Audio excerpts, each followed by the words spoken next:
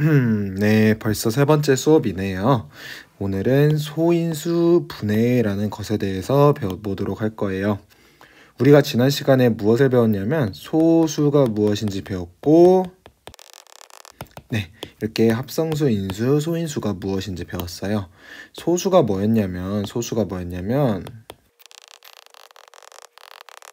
네, 1보다 큰 수 중에서 1과 자기 자신만을 약수로 가지는 수였죠. 예를 들어 소수엔 뭐가 있냐면 3이 있었어요.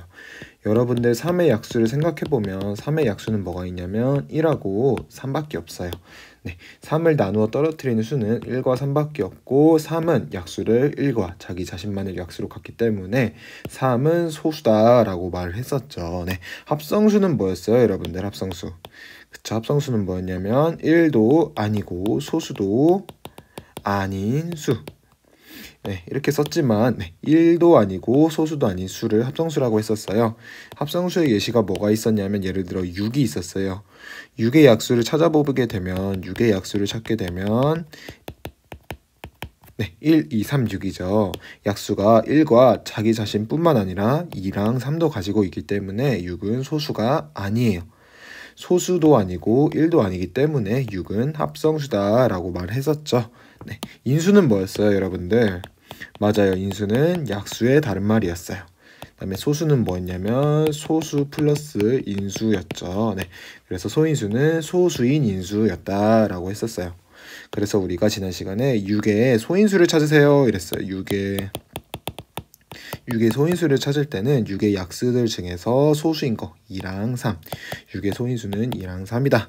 이렇게 지난 시간에 공부를 했었죠. 네, 이번 시간은 소인수 분해에 대해서 배워보도록 합시다. 선생님이 그림 하나 그릴 건데 한번 맞춰볼래요? 자, 어떤 그림이냐면 뚝배기예요. 지금 밑에 불이 이렇게 올라와 있고, 네, 수업 시간에 이거 선생님이 그려놨었죠. 네, 지금 가스레인지 위에 지금 국밥이 끓고 있어요. 근데 여러분들 이거 어떤 국밥인지 알 것 같아요? 네, 지금은 잘 모르겠죠. 근데 선생님이 이렇게 한번 다시 그려볼게요. 자, 국밥인데 이게 냄비예요. 냄비인데 국밥에 이렇게 동그라미가 있는 국밥이에요. 이건 선생님이 정말 좋아하는 국밥인데요. 이거 어떤 국밥일까요? 맞아요. 이거는 순대국밥이에요.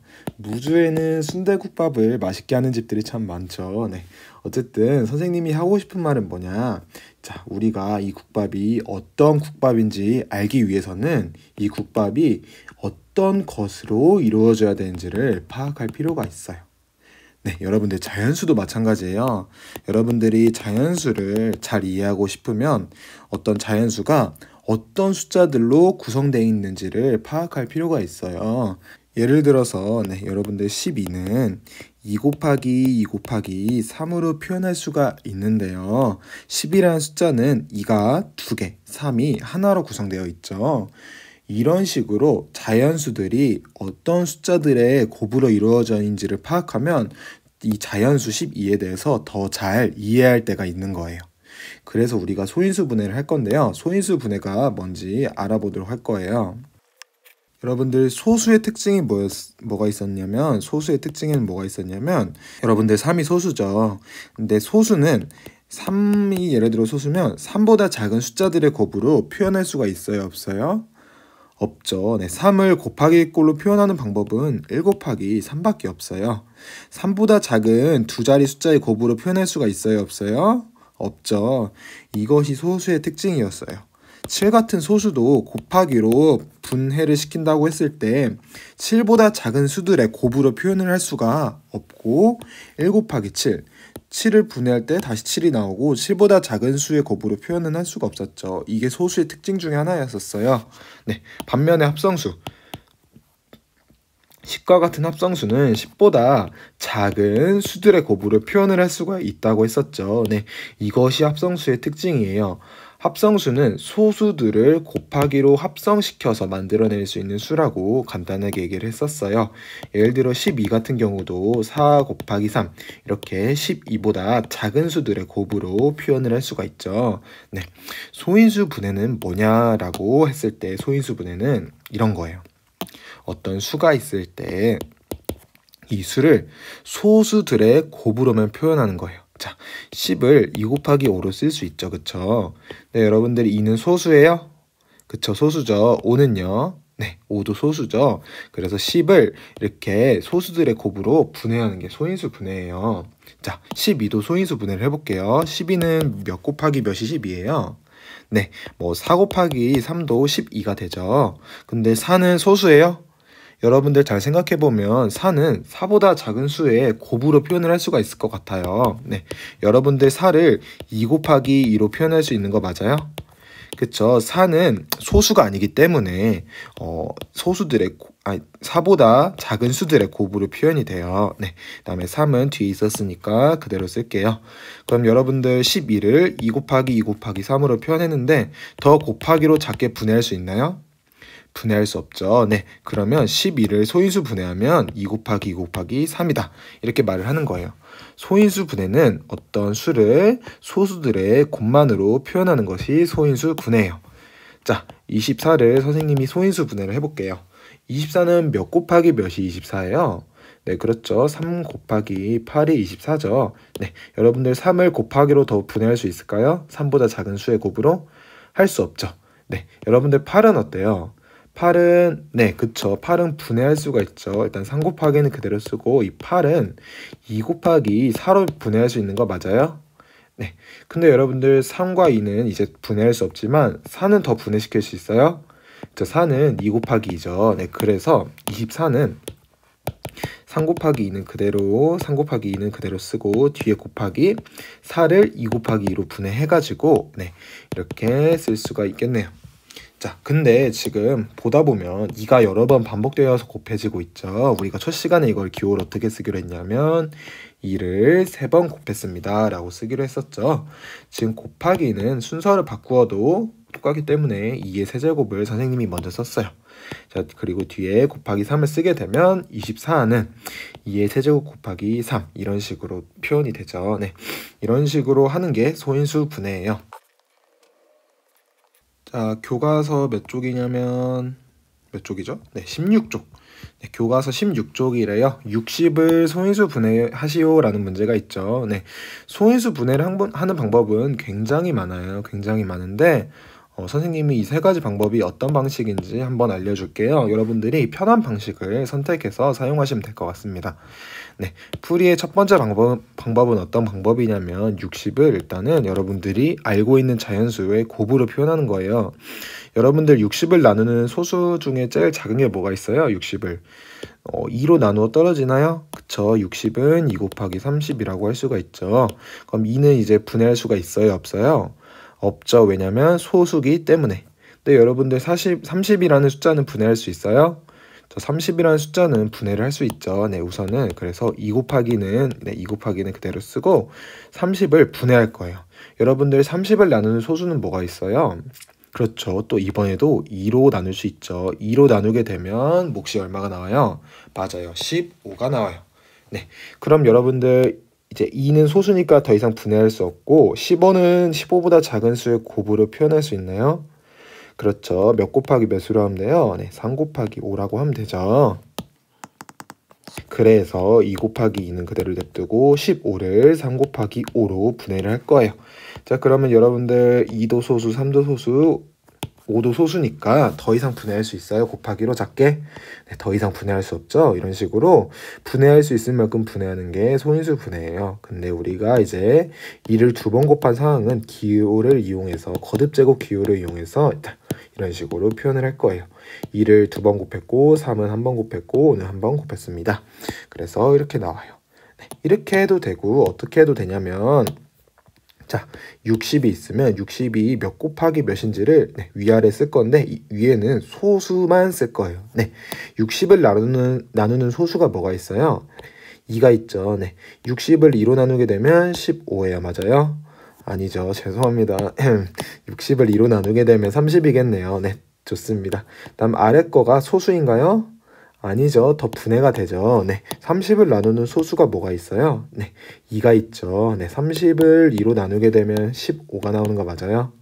좋습니다. 이제 15도 분해할 수가 있나요? 15를 나누는 소수가 뭐가 있을까요? 네, 3이 있죠. 3, 5, 15. 좋습니다. 이렇게 분해를 해놓고 이제 5를 더 이상 분해할 수가 없죠. 네.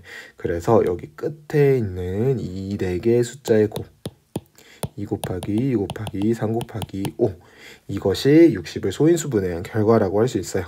그래서 두 번째 방법은 어떻게 하는 거냐면 60을 써놓고 위에다는 소수, 아래에는 몫을 쓰는 거예요. 그리고 아래를 더 나눌 수 있으면 또 위에다 소수, 아래에다는 몫을 쓰고 또 아래를 또 나눌 수 있으면 위에다 소수, 아래에는 몫을 쓰고 이제 더 이상 분해할 수 없을 때 우리가 소수들을 하나, 둘, 셋, 4개를 썼잖아요. 이 소수들의 곱이 60의 소인수 분해한 결과다 라고 하는 게 두 번째 방법이에요. 자, 세 번째 방법은 어떤 방법이냐? 우리가 초등학교 때 했던 방법인 것 같아요. 네, 60을 나누어 떨어뜨리는 숫자를 찾는 거예요. 2가 있죠. 2를 나누면 30이 되고 30을 또 2로 나누면 15가 되고 15는 또 3으로 나누어 떨어지죠. 결과가 5죠. 5를 나누는 숫자가 있어요. 5보다 작게? 네, 없어요. 5를 5보다 작게 나누는 수는 없기 때문에 끝난 거고 이 4개의 숫자의 소수들의 곱 이것이 답이다 라고 하는 게 세 번째 방법이에요. 선생님이 한 문제만 더 풀게요. 여러분들이 스스로 해보아요. 네, 36을 소인수 분해하시오 라는 문제죠. 소인수 분해는 36을 곱하기로 표현을 하는데 더 이상 분해되지 않는 수들, 즉 소수들의 곱으로만 표현을 하는 거예요. 네, 해보겠습니다. 선생님은 이 방법을 굉장히 좋아해요. 어떤 방법을 좋아하냐면 이렇게 해서 이 방법을 좋아해요. 네, 36을 2로 나누면 몫이 몇이에요? 그쵸, 몫이 18이죠. 18은 또 2로 나누어지죠. 2로 나누게 되면 9. 9는 2로는 안 나눠지고 3으로 나눠지죠. 3으로 나누게 되면 3이에요. 좋습니다. 그러고 났더니 3을 더 이상 나눌 수가 없죠. 그쵸? 그럼 끝났고 우리가 썼던 소수 4개의 곱 2 곱하기 2 곱하기 3 곱하기 3이 답이겠네요. 결국 정답은 2를 2번 곱하고 3을 2번 곱했다 해서 이렇게 써주시면 되겠습니다. 우리가 물론 순서를 이렇게 바꾸어서도 36이라는 값은 변하지 않는데 보통 쓸 때 밑이 작은 순부터 앞에 써요. 네, 물론 3의 제곱 곱하기 2의 제곱을 썼다 해서 틀렸다는 것은 아니고요. 맞지만 보통 이제 밑이 작은 것부터 차례로 쓴다. 이것까지 알아줬으면 좋겠어요. 그러면 여러분들 한번 세 문제 풀어보도록 합시다. 이거 세 문제 풀어봐요. 얼른 풀어. 네, 푸셨나요? 선생님은 정답만 적어 놓을게요. 여러분들이 스스로 한번 다시 해보아요. 네, 42는 2, 3, 7이고요. 135는 3이 2번. 3번일 것 같아요. 네, 다시 할게요. 암산으로 하다가 틀렸어요. 그러니까 여러분들은 암산하지 말고 잘 풀어줘요. 180은 2가 2번, 3이 2번, 그리고 5가 1번일 것 같아요. 네. 네, 맞네요. 좋습니다. 그래서 정답은 이거예요. 그래서 여러분들 소인수 분해를 어떻게 하는지에 대해서 알아봤어요.